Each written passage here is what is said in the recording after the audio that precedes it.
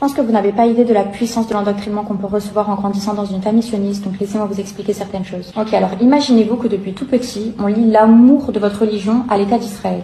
On vous explique que depuis des millions d'années, les Juifs ont été persécutés partout dans le monde et qu'Israël est enfin le lieu où ils peuvent se sentir en paix et en sécurité. C'est leur refuge, leur terre promise. Ils vous racontent aussi des histoires héroïques de la fondation d'Israël où les colons juifs ont transformé un désert en un pays prospère malgré les difficultés qu'ils ont dû surmonter. Vous entendez que les Israéliens, dès le début, ont été des bâtisseurs de paix mais qu'ils ont dû se défendre pour leur survie. On vous dit que les Palestiniens sont comme des agresseurs qui refusent systématiquement la paix et préfèrent la violence. Ils vous montrent des images pour vous convaincre qu'ils sont une menace constante et que leur seul objectif est de nuire à la vie des citoyens israéliens.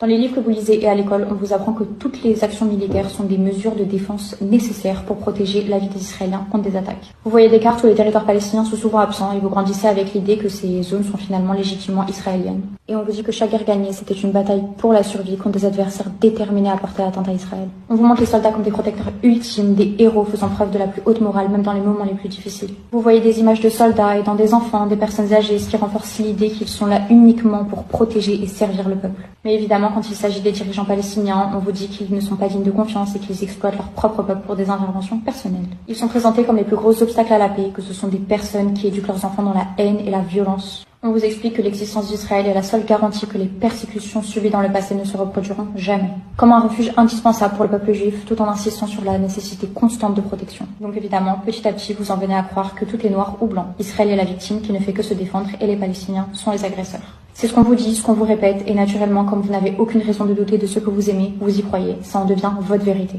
Mais avec le temps, certains commencent à poser des questions, des doutes apparaissent, et c'est là qu'on se rend compte que la réalité est bien plus complexe. Malheureusement, certains préfèrent rester dans le déni et s'accrocher à ce qu'on leur a raconté plus jeunes. Rappelons que nos aînés ont souvent été endoctrinés, sans même le savoir. Ce n'est pas de leur faute. Mais aujourd'hui, nous avons accès à des